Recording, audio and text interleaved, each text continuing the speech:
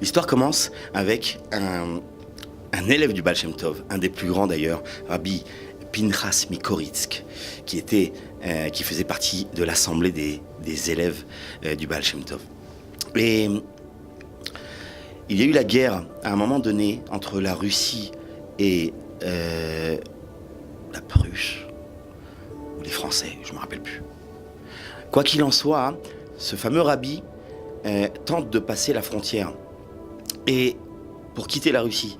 Et il se retrouve à la ville juste collée à la frontière, une ville qui s'appelle Srouliva. Et donc, Srouliva, je traduis en russe, la ville d'Israël. Quand ce rabbi rentre dans cette ville, il entend le nom de la ville et il s'aperçoit qu'il n'y a pas un seul juif dans cet endroit. Il demande des explications, il pose la question à droite, à gauche.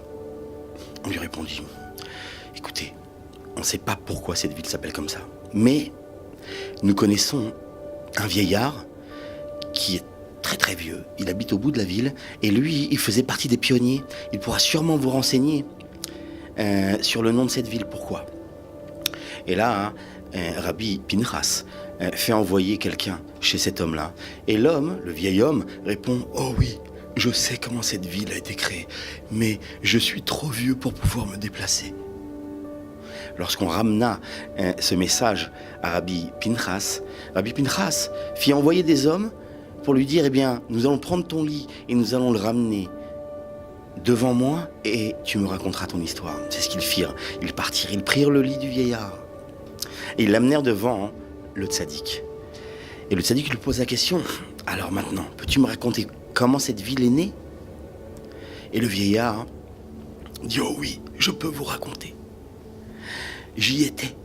Ça a commencé lorsque j'avais 20 ans. » Et là, le vieillard raconte son histoire. Il était berger, il n'y avait rien d'autre que des montagnes et des pâturages dans cet endroit. Et le berger raconte qu'il partait un jour, il est parti emmener ses moutons paître dans la montagne. Et d'un coup, un loup arrive, un loup énorme. Il arrive près du troupeau et lui pétrifié. Il ne sait pas quoi faire et le loup saute sur un petit agneau, il le prend dans sa gueule et l'emmène avec lui. Terrifié, raconte le berger, je ramène les moutons à l'étable et je ne sais plus quoi faire, j'ai peur d'y retourner, mais les bêtes ont faim. Au bout de 3 jours, je suis obligé d'y retourner. Et là, j'y retourne en faisant très attention aux alentours, mais le loup est revenu. Il revient et il a sauté sur un autre de mes moutons, il l'a embarqué avec lui. Je retourne en pleurs à l'étable et là je fais appel à mes amis bergers. Je leur dis écoutez, il faut qu'on y aille ensemble. On va prendre des bouts de bâton, on va les frayer. C'est ce qu'on fit. Et nous sommes partis dans la montagne avec mes 2 amis bergers. Et là, nous attendons, nous guettons.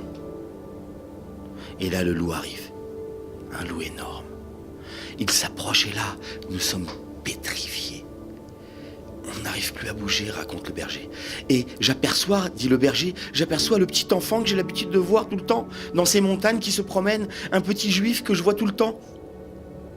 Et là, je le vois assis sur un rocher, pas loin du loup, et je crie « Sroul, Sroul !» Sroul, ça veut dire juif, Israël, juif en russe. « Sroul, Sroul, va-t'en, sauve-toi !» Et là, le petit enfant se tourne vers moi, il regarde le loup, il descend de son rocher, et il se met à marcher vers le loup. Et je hurle, va-t'en, tu vas te faire dévorer. Et l'enfant avance, avance, avance. Il arrive devant le loup, il se met droit devant lui. Il lui tourne le dos, il revient vers moi. Et il me dit, ne t'inquiète pas, maintenant tu n'auras plus jamais à craindre ce loup. Parce qu'il est mort. Mais comment ça il est mort, Sroul? Il est debout, devant moi, je le vois. Il est debout, mais il est mort. Viens avec moi, je vais te montrer. Et il m'emmena devant le loup. Et je vis le loup, posé sur ses 4 pattes, les yeux grands ouverts, figé, mort. Et là, l'enfant me dit, prends ton couteau, d'épaisse la peau de cet animal et tu t'en serviras comme couverture pour te protéger de l'hiver. Et là, le vieillard raconte cette histoire au tzaddik qui dit « Et jusqu'aujourd'hui, j'ai encore cette peau de loup. » Il soulève sa couverture et il montre la peau du loup qui le réchauffe encore. Et le vieillard poursuit son récit. Il dit « Et dès ce moment-là, on a compris qu'on avait affaire à un enfant très, très particulier, un enfant saint. » Et avec mes amis, on avait remarqué que ce petit enfant avait l'habitude de se tremper dans une source. Et on avait remarqué des traces de pieds ensanglantés autour de la source. Il semblerait que l'enfant, lorsqu'il se déshabillait pour entrer, s'immergeait dans le mikvé naturel. Le froid faisait coller ses pieds à la glace et il enseignait. Alors on a mis des tapis tout autour de la source et on a mis une barrière pour pas que les animaux viennent boire à cette source. Et ensuite, raconta le vieillard, il advient qu'une femme tomba très malade. Et les médecins sont venus la voir et disent, on ne sait plus quoi faire pour cette femme, on n'arrive pas à la guérir. Et moi, j'ai eu une idée, je me suis dit, mais enfin, si cet enfant est saint, et s'il se trempe dans cette source, alors la source aussi doit être sainte. Et si on lui faisait boire de cette source?